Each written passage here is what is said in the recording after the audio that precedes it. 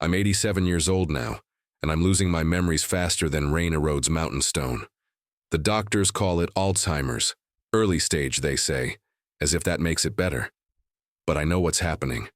I'm forgetting faces, forgetting names, forgetting entire years of my life. Soon I'll forget everything. And before that happens, before this disease steals the most important story I'll ever tell, I need the world to know the truth. For 43 years, I kept a secret that would shatter everything science believes about the forests of North America. Hidden in the depths of the Cascade Mountains of northern Washington, I protected something, someone, that wasn't supposed to exist. His name was August. At least that's what I called him, and he was a Sasquatch. I found him on October 12, 1981, bleeding and dying in a ravine 3 miles from my ranger station. I was 44 years old, recently widowed, and living alone in a forest so remote my nearest human neighbor was 8 miles away. I made a choice that morning that would define the rest of my life. To save him, to hide him, to become his guardian, even though it meant sacrificing everything else. This is that story, and I'm telling it now while I still can, because some truths are too important to let die. Because August deserved better than to vanish from this world as if he never existed. Because after 43 years of lies and isolation and fear, I finally understand that the real tragedy isn't that creatures like him exist. It's that we've made the world so dangerous they have to hide from us. I tell you this from my niece's house in Seattle, where I was moved last month when it became clear I could no longer live alone. Through the window, I can see the Cascades in the distance, those ancient mountains where August lived and died.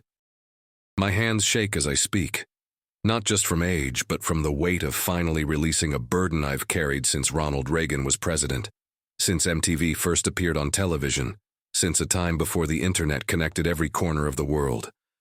Some might call me crazy, a lonely old woman whose grief and isolation drove her to delusion. But I have proof. Photographs hidden in a safe deposit box, plaster casts of footprints measuring 18 inches long, charcoal drawings that demonstrate symbolic thinking no animal possesses. And I have memories, still clear as mountain water, of 43 years with someone who taught me that intelligence and personhood aren't defined by DNA, but by the capacity for kindness, curiosity, and love. This is the truth I've avoided telling my entire life, and this is why I can't hold it in anymore. October 1981. 7 months after I buried my husband, Thomas. The forest ranger station sat at the end of a logging road that turned to mud every autumn, 8 miles from the nearest town of Marble Mount, Washington, population 203. It was a 2-bedroom wooden cabin built by the Forest Service in 1952, with a stone basement used for storing winter supplies, surrounded by 350 acres of old-growth Douglas fir and western red cedar. The isolation was exactly what I wanted. My name is Margaret Ellen Crowley, though everyone called me Maggie back then. I was 44 years old and had been a forest ranger for 18 years. After Thomas died, a climbing accident on Mount Baker that left me a widow at 43, I couldn't stand being in Seattle anymore. Our apartment, our friends, the pitying looks, the casseroles, the well-meaning invitations to not be alone. I requested the most remote posting available, and the Forest Service, probably relieved to fill a position no one wanted, approved it immediately. The cabin had electricity from a generator that ran 4 hours a day, a wood stove that heated the main room, and a party line telephone that worked maybe half the time. My duties were simple: patrol the trails, document wildlife, watch for illegal logging or poaching, keep the forest safe. The solitude was supposed to be temporary, just until I could process my grief and return to normal life. That was before October 12, 1981. I remember every detail of that morning. It had rained for 3 days straight, not the gentle Pacific Northwest drizzle, but torrential downpours that turned the forest floor to mud and sent streams overflowing their banks. When the rain finally stopped just after dawn, the silence that followed was unnatural. No birds singing, no squirrels chattering, no rustle of deer moving through underbrush, just fog rolling through the trees like smoke, and a stillness that made the hair on my neck stand up. I was checking a mudslide area about 2 miles from the cabin, documenting the damage for my report, when I heard it. A sound I initially thought was a wounded bear, a low, guttural moan, but with a quality that seemed almost human. It came from somewhere below me, down in a ravine hidden by dense salal bushes and devil's club. I grabbed my radio, useless in this terrain, no signal, and my sidearm, a .38 revolver I'd never actually fired except at the range. Moving carefully down the muddy slope, using exposed roots for handholds, I pushed through the undergrowth toward the sound. At first I thought I was seeing a man, a very large man wearing some kind of fur costume lying on his side in the ravine. But as I got closer, maybe 20 feet away, my brain started registering details that didn't make sense. The fur had no seams, no zippers, no artificial anything. It grew directly from skin I could see around the face and hands. The body was massive, easily 8 feet tall even lying down, with shoulders so broad they seemed anatomically impossible. And the smell, not the rank odor of a bear, but something else, musky and wild and unlike anything I'd encountered in 18 years of forest work. I stopped, my hand on my revolver, and that's when it opened its eyes. They were brown. Deep, rich brown with flecks of amber, set under a heavy brow ridge. Not animal eyes. Animal eyes have a certain flatness, a lack of depth. These eyes were different. They looked at me, saw me, evaluated me. There was pain in them and fear, but also something else, recognition, understanding, intelligence. "Oh my God," I whispered. The creature tried to sit up and collapsed with a sound that was unmistakably a groan of pain. Its left arm was mangled, torn open from elbow to wrist, bone visible through shredded muscle. Blood, red, human red blood, pooled beneath it, soaking into the moss. I'd seen bear trap injuries before. This was a bear trap injury. Some illegal hunter had set traps in the forest, probably decades ago. And this impossible being had triggered one. The creature looked at me again, and I saw its chest heaving with rapid, shallow breaths, going into shock. It would die here in this ravine if I didn't do something. Every bit of training, every protocol, every rule I'd ever learned said to call for backup. Report this. Let the authorities handle it. But I'd heard the stories, whispered rumors among rangers about classified incidents, creatures taken to government facilities, specimens that disappeared into black projects. I'd dismissed them as conspiracy theories. Looking at this being suffering in front of me, I knew with absolute certainty what would happen if I called for help. Scientists would come. The military. It would be captured, studied, dissected. It would spend whatever remained of its life in a cage or on an examination table. It would become a thing, a specimen, not a person. Was it a person? Those eyes looked at me again, and in them I saw a plea so clear it might as well have been spoken aloud. Please, help me. I made my choice. I set down my revolver, took off my rain jacket, and knelt beside the creature. "I'm going to help you," I said, speaking as I would to any injured person. "This is going to hurt, but I need to look at your arm." The creature didn't move away. It watched me with those intelligent eyes as I examined the injury. The trap, an old leg hold, probably rusted for years, had been torn open, but fragments remained embedded in the wound. Infection had already started. Without treatment, gangrene would set in within days. I had basic wilderness first aid training and a med kit back at the cabin. It wasn't enough for this, but it was all I had. "I need to go get supplies," I told it, gesturing back toward where my cabin lay. "I'll come back, I promise." The creature tilted its head, that gesture so human it took my breath away. Then it made a soft sound, low and rumbling, not threatening, acknowledging. I ran back to the cabin faster than I'd run in years, my mind racing. What was I doing? This was insane. This was impossible. This would cost me my career, my freedom, possibly my life if the creature turned aggressive. But I'd already decided.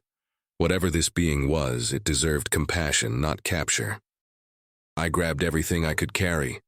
My medical kit, a bottle of vodka from Thomas's old liquor cabinet, clean towels, rope, a sleeping bag, water bottles and food, canned goods, jerky, apples, everything I had that didn't need cooking.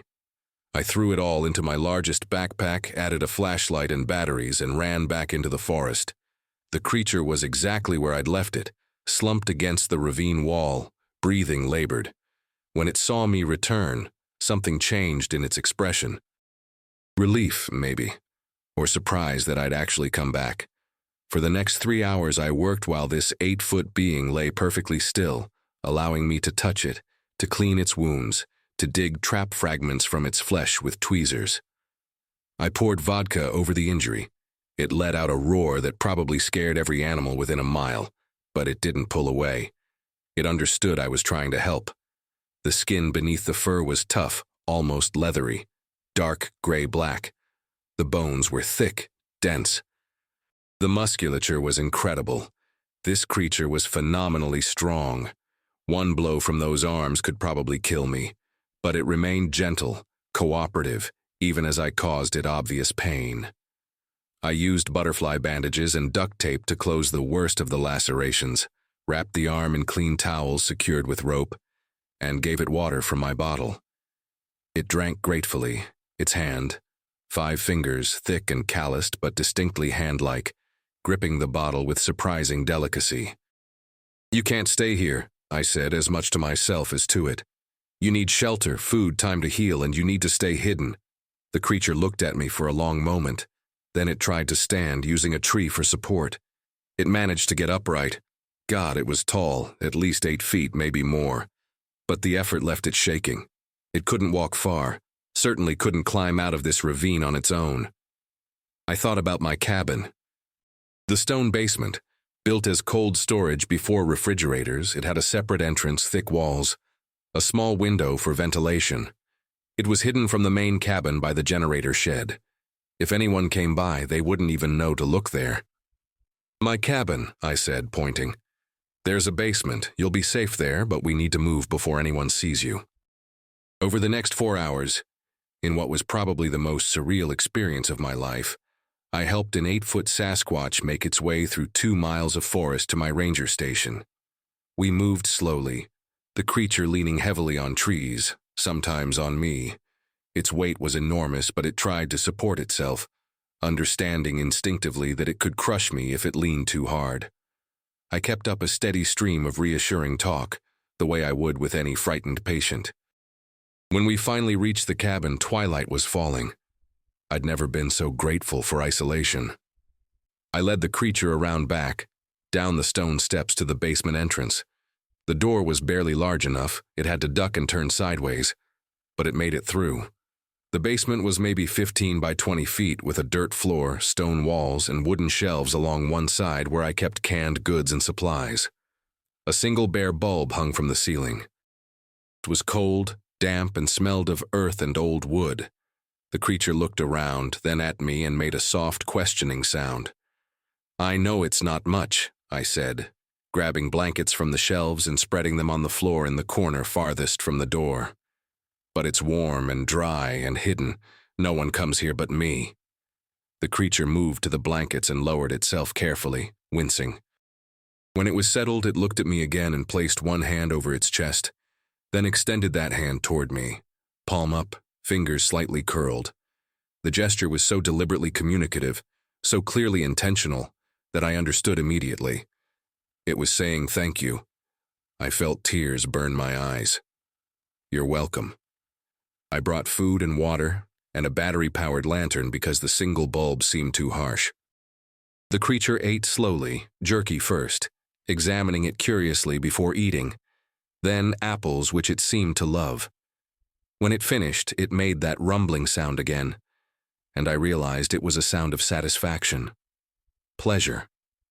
"I don't know what to call you," I said, sitting on the bottom step, keeping distance between us. "I should call you something." The creature tilted its head, listening. "August," I said, the word coming from nowhere. "It's the end of Indian summer. August seems right." The creature, August, looked at me for a long moment. Then it did something that made my heart stop. It pointed at me, then made a questioning gesture with its hands, palms up. It was asking my name. "Margaret," I said, touching my chest. "My name is Margaret." August tried to form the word. Its mouth moved, lips shaping sounds. But what came out was something like, "Margaret." The vocal anatomy was wrong for human speech. But the attempt, the clear, deliberate attempt to say my name, proved something I'd already suspected. This wasn't an animal. This was a person. And I'd just become responsible for keeping one of the world's greatest secrets. The first month was the hardest. Not because August was difficult, quite the opposite. It was the constant fear of discovery, the weight of the lies I had to tell. I filed my reports as usual: trail conditions, wildlife observations, weather patterns. I attended the monthly ranger meeting in Marble Mount, making small talk with colleagues, acting normal while my basement housed an 8-foot Sasquatch. I lied to my sister when she called, said I was fine, just needed time alone. Every moment felt like walking a tightrope over an abyss. But August was healing. The infection receded with the veterinary antibiotics I'd ordered under the guise of treating wildlife. The arm was clearly improving. He moved it more each day, and the wounds were closing cleanly. Communication developed rapidly. Within 2 weeks, August had learned to nod for yes and shake his head for no. He'd tap on the basement door, 2 taps for hungry, 3 for thirsty, 4 for thank you. He was organized to the point of obsession, stacking the empty cans by size, arranging the blankets in perfect squares, lining up his food in neat rows before eating. I started bringing things from the cabin to keep him occupied. An old magazine. He studied the pictures for hours, treating each page with careful reverence. A deck of cards. He organized them into patterns I couldn't decipher, but which clearly made sense to him. An old wind-up alarm clock. He listened to it ticking, brought it to his ear, wound it again and again, fascinated by the mechanism. Most remarkably, he began drawing. I'd brought paper and charcoal pencils, thinking maybe he'd make marks out of boredom. Instead, August drew recognizable images, simple at first: circles, trees, the outline of my cabin. But within weeks, he was drawing more complex scenes: the forest, the mountains, what looked like other creatures similar to himself. "You have family," I said one evening, pointing at his drawing of 3 large figures and 2 smaller ones. "Others like you." August looked at the drawing, then at me. His expression, I'd learned to read it by now, was profoundly sad. He drew an X through the image. "They're gone?" I whispered. "Your family is gone?" He nodded slowly. Then he drew more. Stick figures of humans with long sticks, guns, his family running, falling, hunters. His family had been killed by hunters. I felt sick. "How long ago?" August held up his hands, opening and closing them repeatedly. "Years. Many years ago when he was younger." He'd been alone since then, surviving, hiding, avoiding humans at all costs, until a bear trap had nearly killed him, and a human, me, had chosen to help instead of harm. That night, I sat on the basement steps for a long time, just being present with him. August sat against the far wall, occasionally making soft sounds. Not words, but communication nonetheless. I understood somehow that he was saying he was okay, that he was grateful, that he wasn't alone anymore. Neither was I. By December 1981, a new routine had established itself. I'd wake at dawn, make coffee. August had somehow learned my routine and would tap 4 times when he heard me stirring, his way of saying good morning. I'd bring him breakfast, usually a mix of whatever I had. Oatmeal, fruit, nuts, sometimes trout I'd caught in the nearby stream. He ate everything, but he loved honey, the wild honey I occasionally harvested from the forest. His whole demeanor changed when I brought honey, making sounds of delight that were almost childlike. The real breakthrough came in late December, during a massive snowstorm that knocked out power across the region. I was in the basement with August, the lantern providing the only light, showing him how to play chess. I didn't expect him to understand. It was just something to do during the storm. He watched me move the pieces, explaining each one's rules. When I finished, I gestured for him to try. August studied the board for several minutes. Then he picked up a pawn and moved it 2 spaces forward, a legal opening move. I stared at him. "You understand the rules." He nodded, then gestured for me to move. We played for 2 hours. August didn't win, he'd just learned. But he played intelligently, thinking through each move, learning from mistakes. When he finally made a move that put my king in check, I saw something in his eyes that looked remarkably like satisfaction. "You're not just intelligent," I said slowly. "You're cognitively complex. You can learn abstract rules, plan ahead, problem solve." August tilted his head, his version of a question. "You're a person," I said. "Not legally, maybe, but in every way that matters." He placed his hand over his heart, then extended it toward me, his gesture for gratitude or connection. I was beginning to understand that for August these were the same thing. Christmas that year was strange. I'd put up a small tree in the main cabin out of habit, strung some lights powered by the generator. On Christmas Eve, I brought August up through the basement door after dark, when I was certain no one could see. He stood in the main room, staring at the tree lights with wonder. He approached slowly, touched one bulb gently, then pulled back when it was hot. He looked at me, made a questioning sound. "Christmas lights," I explained. "We put them up during winter for celebration, for light during dark times." August studied the tree for a long time. Then he went back to the basement and returned with something. A pine cone he'd been keeping, arranged with small stones in a pattern. He placed it at the base of the tree, then stepped back and made that rumbling sound of satisfaction. He was giving me a Christmas present. A pine cone, carefully selected and decorated. I had to turn away so he wouldn't see me cry. January 1982 brought the first serious threat.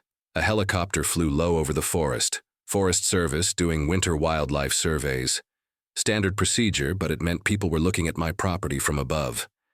I watched from the cabin window as it circled twice, then moved on. That night, my supervisor radioed.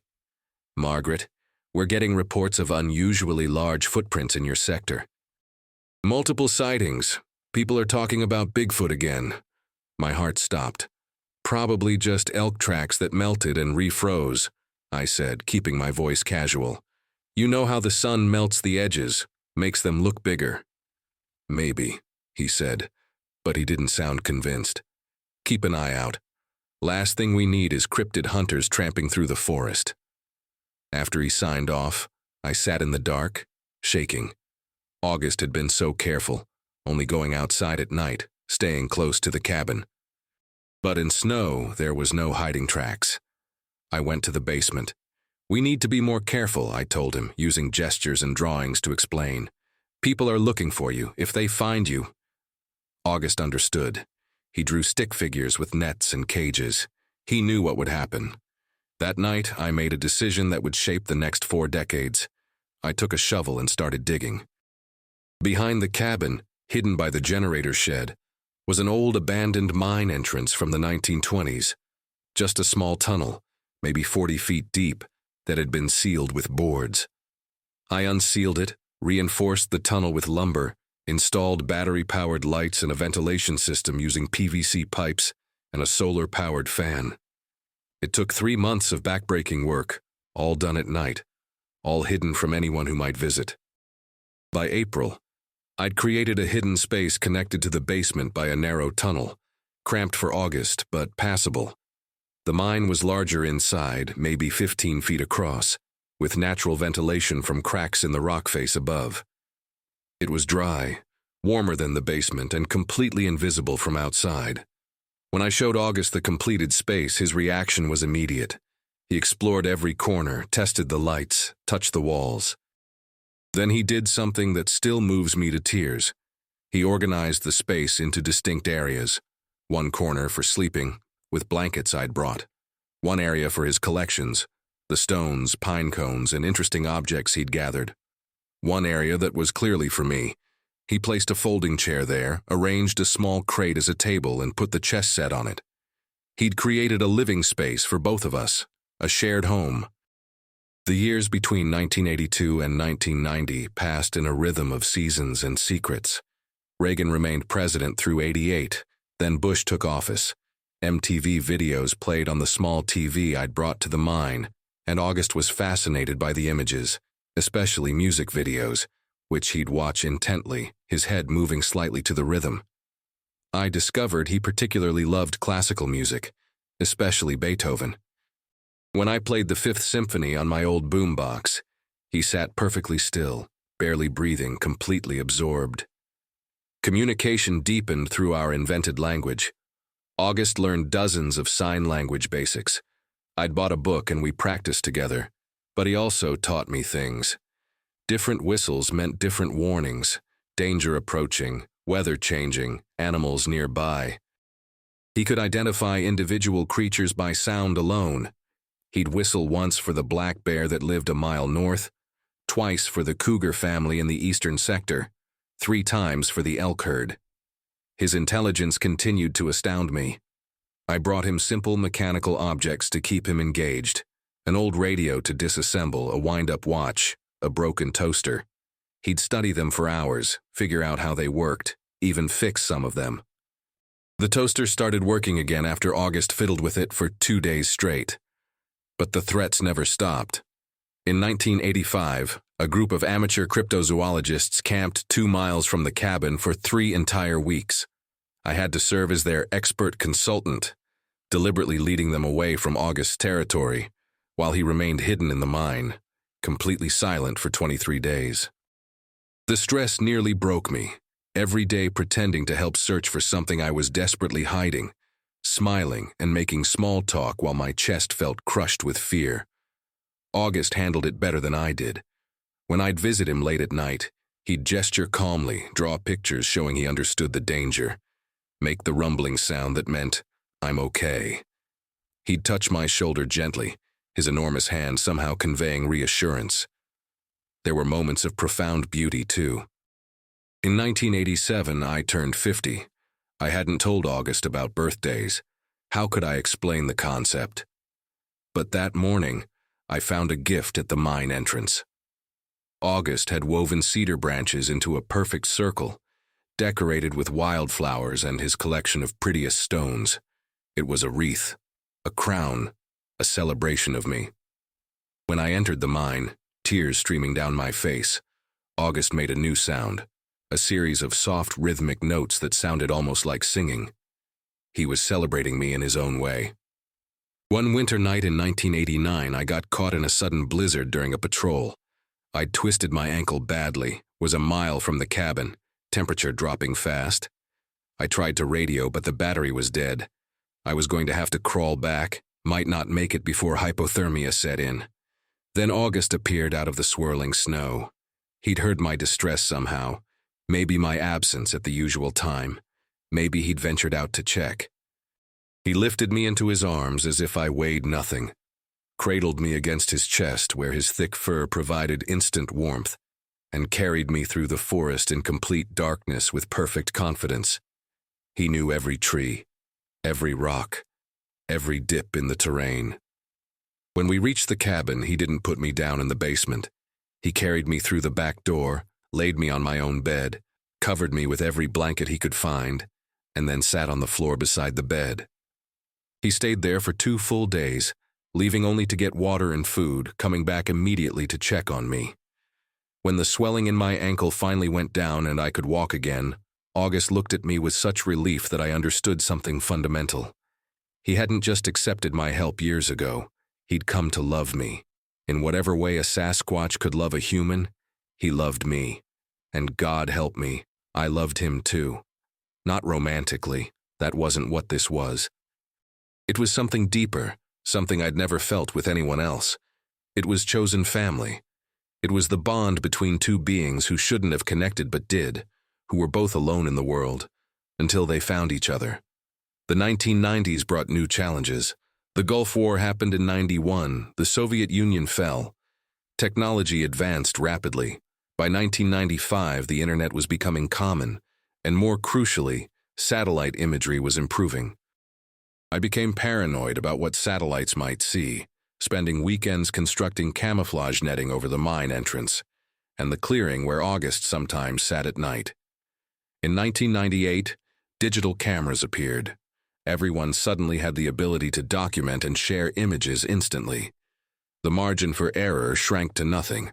August could never go outside during daylight anymore, even in the remotest areas.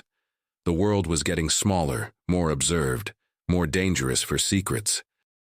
But August was also aging. By 2000, silver had started appearing in his reddish-brown fur, first around his muzzle, then spreading to his chest and shoulders. He moved more slowly, carefully, especially in the mornings. I was aging too.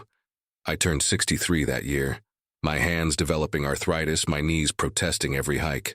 We were growing old together, two creatures from different worlds, bound by choice and secrecy. The most profound shift came in 2003, when corporate development threatened the area. A logging company bought land 12 miles away, and there was talk of extending Highway 20 closer to my sector. The forest that had protected August for over 2 decades was shrinking. I used every bit of influence I'd accumulated in 35 years with the Forest Service. I called in favors, wrote reports documenting critical wildlife habitat, lobbied for protected status. It took 2 years and used up all my political capital. But in 2005, 500 acres surrounding my station, including August's territory, became a designated wildlife sanctuary. No development, no logging, minimal human access. When I told August, showing him maps and trying to explain, he studied the papers for a long time. Then he did something remarkable. He took a charcoal pencil and drew a picture. Me standing between him and stick figures with axes and machines. He understood exactly what I'd done. I'd built a wall of bureaucracy and law around him, a shield against the human world. He placed his hand over his heart, then over mine. His gesture had evolved over the years. It meant not just gratitude, but deep connection, soul recognition. "You are my family, always," I whispered. "I'll always protect you." By 2010, I'd been lying for 29 years. The isolation had carved me into someone barely recognizable. I'd turned down promotions that would have required relocation, invented excuses to avoid family gatherings, ended friendships because maintaining them meant too many questions.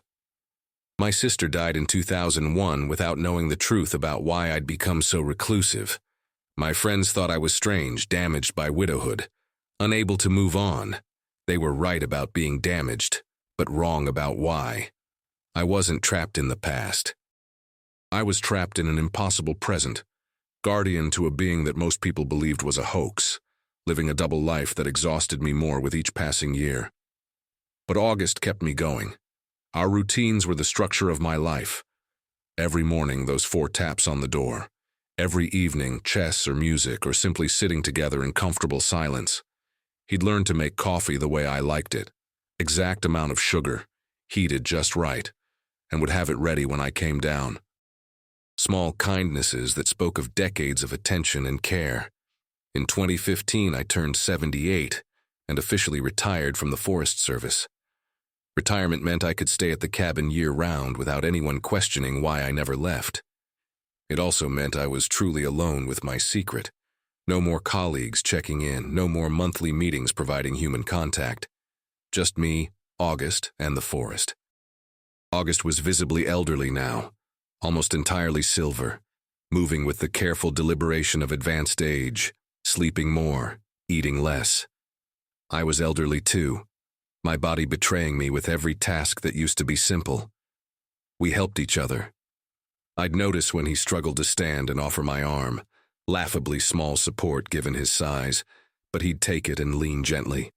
He'd notice when my arthritic hands couldn't open jars and open them for me, his huge fingers surprisingly delicate.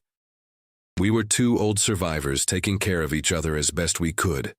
Then came 2019, and Emma. My sister's granddaughter, Emma Crowley, had grown up hearing about Aunt Maggie the Hermit Ranger. We'd exchanged Christmas cards, occasional phone calls, but I'd successfully avoided actual visits for years. Then Emma, now 34 and a marine biologist, decided she needed to reconnect with family. She showed up unannounced on a March morning, her rental car navigating the muddy logging road with determination I recognized from my sister. I saw her coming from the cabin window and panicked. August was outside. It was dawn, his usual time for fresh air before the world woke up. I rushed out the back door, whispered frantically for him to hide, watched his huge form disappear into the trees with impossible silence. Emma hugged me at the front door. "Aunt Maggie, God, I've missed you. Why didn't you tell me you were this remote? I would have visited years ago." She was lovely, her grandmother's eyes, her mother's smile, enthusiasm I'd forgotten people could have. She wanted to stay for a week, to help around the cabin, to spend time with the family elder she barely knew. I had to say yes. Refusing would have been cruel and suspicious. So I said yes, and prayed August would stay hidden, and tried to act normal for 7 days. It almost worked. On day 6, Emma woke early, earlier than me. She went outside to watch the sunrise, something I'd mentioned was beautiful from the eastern ridge. Except August had gone outside too, forgetting in his routine that a stranger was present. Emma came back to the cabin, face white, voice shaking. "Aunt Maggie, there's something in the woods, something huge. I saw it by the tree line. It was... God, I don't know what it was." I had to decide in that instant. Let her leave, never knowing, always wondering, or trust her with the truth that could destroy everything. I looked at Emma, really looked at her. Smart, compassionate, the granddaughter of the sister I'd loved and lost. Someone who'd chosen a career in biology because she wanted to understand and protect life.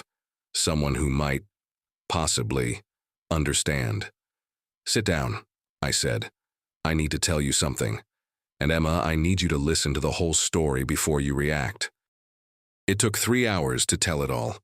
The rescue, the healing, the decades of hiding, the bond we'd formed. Emma's face went through shock, disbelief, fear, anger that I'd kept this from everyone. And finally, something that looked like wonder. "You're telling me Bigfoot is real, and he's been living under your cabin for 38 years. In the mine behind the cabin, and his name is August. This is insane. I know. This is impossible. I know. I want to see him."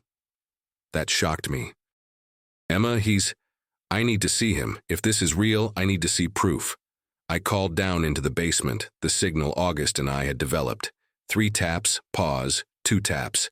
"Come up, but be careful. Guest." We waited in tense silence. Then I heard movement in the basement, the door opening. Heavy footsteps on the stairs. August emerged into the main room, ducking under the door frame, unfolding to his full 8+ feet.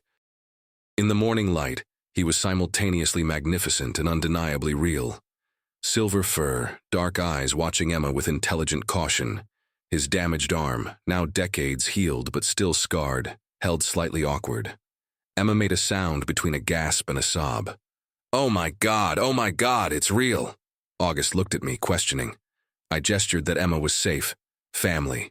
He studied her for a long moment, then did something that even surprised me. He walked to where Emma had set down her backpack the first day, reached inside, and pulled out a small collection of seashells she'd brought as gifts for me. Marine biology specimens, she'd explained, showing me the different types. August carried them to the table and began organizing them. Not randomly, but by size, then by color, then by spiral pattern. Mathematical precision, grouping them into categories that demonstrated not just intelligence, but aesthetic appreciation. Emma watched, transfixed, as this 8-foot Sasquatch created art from her shells. When he finished, he stepped back and made that soft rumbling sound, satisfaction with his creation. Then he looked at Emma and made a gesture I'd taught him years ago, hand over heart extending toward her. "Thank you for the gift." Emma burst into tears.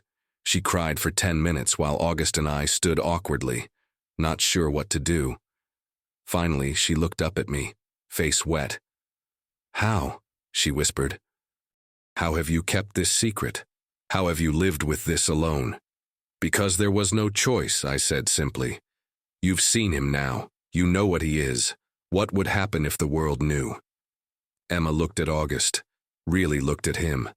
Not as a creature or phenomenon, but as a being. A person. They'd destroy him, she said softly. Scientists would want to study him. Military would want to weaponize whatever makes him possible. Hunters would want to kill him for sport or proof. He'd never be free again. Yes. Emma stood up slowly and approached August. He tensed but didn't back away. She stopped about 5 feet from him, closer than I'd ever let anyone get except me. "Hello, August," she said clearly. "My name is Emma. I'm Margaret's niece. I'm sorry for intruding. I'm sorry for whatever my species has done to yours. But I want you to know. I won't tell anyone. I promise you're safe with me." August studied her face. Then he extended one massive hand, palm up. The gesture was clear. Truce, alliance, trust. Emma placed her small hand in his enormous palm. They stayed like that for a full minute. Two beings from impossible circumstances, choosing connection. That's how the circle grew from 2 to 3. Emma became August's advocate in the human world. She used her connections in marine biology to secretly obtain advanced veterinary medications, supplements that helped with his aging joints, antibiotics we could stockpile in case of infection. She visited every few months, bringing supplies and news from the outside world that I could no longer safely access. In 2021, Emma's partner David found out, walked in during a visit, and saw August helping Emma reorganize supplies in the mine. The reaction was predictable shock, but Emma had chosen well in her partner. David was a pediatric nurse, someone whose entire career was built on protecting vulnerable beings. After the initial panic subsided, he understood immediately what August was and what would happen if the secret broke. The circle was now 4, me, August, Emma, and David, the chosen family of impossible circumstances. But August was failing. By 2023, he was sleeping most of the day, eating little, moving with obvious pain. I was failing too. I'd been diagnosed with early-stage Alzheimer's in 2022, medications slowing, but not stopping the progression. Emma started visiting weekly instead of monthly, ostensibly to help me, but really to spend time with August while we both still could. Then came January 2024, and the pneumonia. I woke one morning to silence. No taps on the door. August had never missed a morning greeting in 43 years. I rushed to the mine and found him collapsed on his bedding, breathing in shallow, rapid gasps, fever burning through his fur. Pneumonia. In his advanced age and compromised immune system, it could kill him within days. I called Emma, crying, "He's dying. Emma, he's dying and I don't know what to do." She arrived 6 hours later with an entire pharmacy of antibiotics, IV equipment, oxygen tanks. David came with her. For 72 hours straight, we worked in rotating shifts, administering medications, monitoring vitals, cooling his fever with wet cloths, watching for any sign of improvement. August was barely conscious. On the second night, when Emma and David were sleeping and I was alone with him, he opened his eyes, looked at me with such profound exhaustion that I knew he was considering giving up, letting go, ending the long, careful life he'd lived in hiding. I took his hand, that enormous, familiar hand I'd held thousands of times. "Don't you dare," I whispered fiercely. "Don't you dare leave me yet. We're not done. I'm not ready. Please, August. Please hold on." His fingers tightened weakly around mine. He made a sound, barely audible, more breath than voice, but I understood. He was saying he'd try. For me, he'd try. On the third day, his fever broke. The breathing eased. Color, what passed for color under his fur, returned to his face. Emma checked him thoroughly, listening to his lungs, taking his temperature. "He's going to make it," she said, slumping against the wall in exhaustion. "I don't know how, but he's going to make it." August did more than survive. Over the next month, he recovered his strength, his appetite, his curiosity. But something fundamental had changed. He started refusing to go back into the mine, insisting on sitting outside even during the day, risking exposure. When I tried to coax him inside, he'd shake his head and gesture at the trees, the sky, the mountains visible in the distance. Emma understood before I did. "He knows he's dying," she said quietly one evening after watching August sit in the clearing for 6 hours. "Not imminently, but soon. He doesn't want to spend his final time hiding. He wants to die under the open sky." She was right. August had spent 43 years hiding, skulking, living in darkness and secrecy. He'd accepted it because it kept him alive. But now, at the end, he wanted something different. He wanted to die free. I let him sit outside. What else could I do? After 43 years of protecting him, how could I deny him this? October 23, 2024. Exactly 43 years and 11 days after I first found him bleeding in a ravine. I woke just before dawn and knew immediately. The cabin felt different, empty in a way it hadn't felt since 1981. I went outside and found August sitting in the clearing where I'd brought him to sit so many times over the years. He was facing east, watching the sunrise. When he heard me approach, he turned and looked at me with those eyes I'd known for 43 years. Eyes that had held pain, curiosity, gratitude, love. I sat beside him, my small body next to his enormous one, and we watched the sun rise together one last time. The forest was waking around us, birds singing, a deer moving through the trees in the distance, the creek rushing with snowmelt. All the life we'd witnessed together, all the seasons we'd survived, all the years of impossible companionship. August reached over and took my hand. His palm was rougher than it used to be, the calluses of age adding to the calluses of decades of survival. He held my hand in both of his, gentle despite his strength. We sat like that until the sun cleared the mountains, light spreading across the forest in golden waves. August was breathing slowly, peacefully, his chest rising and falling in a rhythm I'd known for so long it was like my own heartbeat. Then he let go of my hand and picked up a stick. With slow, deliberate movements, he drew in the dirt. First, a circle. He pointed at it, then at me, Margaret, then another circle beside it. He pointed at himself, August. Then he drew a line connecting the two circles, joining them into a single, continuous shape. Us, together, forever. He looked at me to make sure I understood. I nodded, tears streaming down my face. He drew more symbols, the ones I'd learned over 43 years. Gratitude, love, goodbye. "Thank you," I whispered, my voice breaking. "Thank you for trusting me. Thank you for letting me know you. Thank you for 43 years of teaching me that family isn't about species or blood or anything we're born with. It's about choice. It's about showing up. It's about staying." August made that soft rumbling sound one last time, the sound that meant peace, contentment, home. He touched my face gently, his huge fingers impossibly tender. Then his hand lowered to his chest, over his heart. He held it there for a moment, eyes closed. His breathing grew slower, quieter, and then it stopped. He slipped away as gently as the morning light spreading across the forest, as naturally as a season changing, as peacefully as anyone could hope to die. Under open sky, in a place he'd loved, with someone who loved him present. I sat with him until noon, holding his hand even though it was cooling, talking to him even though he couldn't hear. Telling him stories of our 43 years together, reminding him of moments I never wanted to forget. The first time he'd made coffee for me, the time he'd carried me through the blizzard, the chess games and the music and the quiet evenings of simply being together. Emma and David arrived that afternoon. I'd called them from the cabin, voice numb. They helped me prepare August's body with the reverence it deserved. We wrapped him in every blanket we had, in my old Forest Service jacket, in the cedar wreath he'd made me decades ago that I'd kept all these years.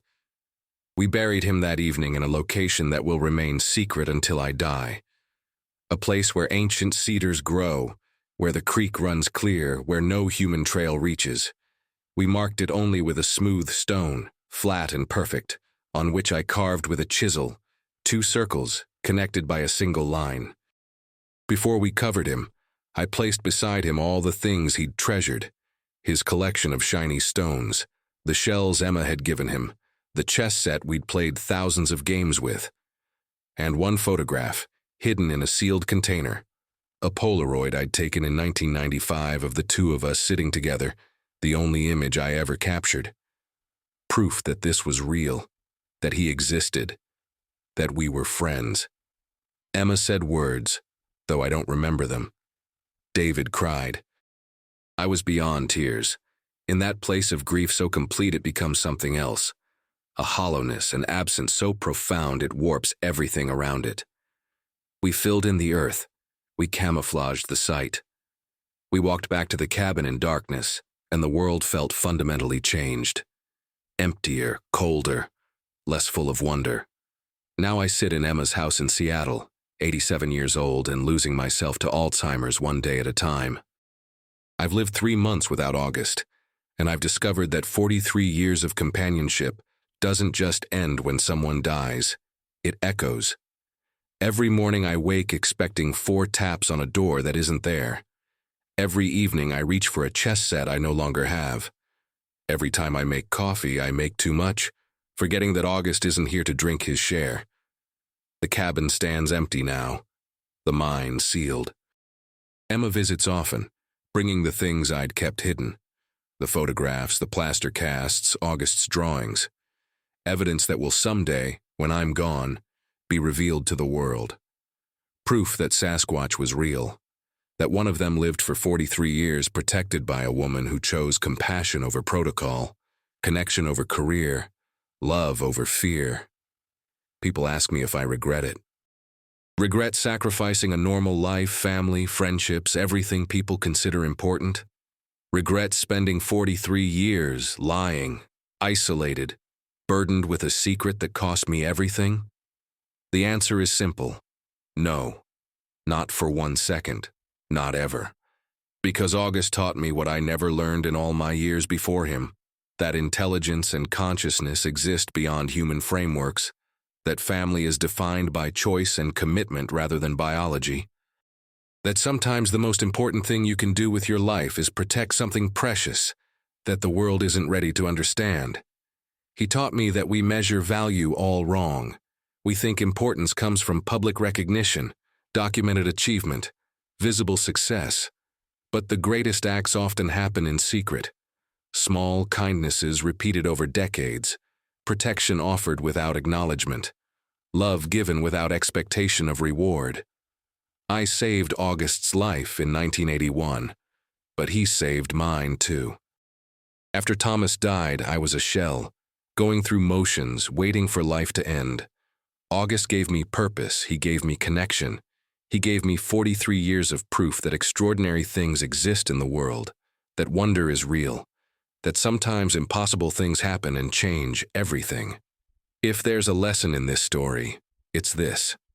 When you encounter something that shouldn't exist, something different, something the world says is impossible, your first choice defines who you are. Do you run? Do you report? Do you try to capture, control, own, or do you kneel down beside it and say, I'll help you? I chose compassion. I chose protection. I chose love. And I got 43 years of the most meaningful relationship of my life in return. The scientists will eventually analyze the evidence I've left. They'll debate, argue, possibly confirm that yes, Sasquatch existed. They'll study August's drawings, examine the photographs, test the DNA from hair samples I kept. They'll write papers, give lectures, make documentaries, but they'll never know August the way I did. They'll never hear his soft rumble of contentment.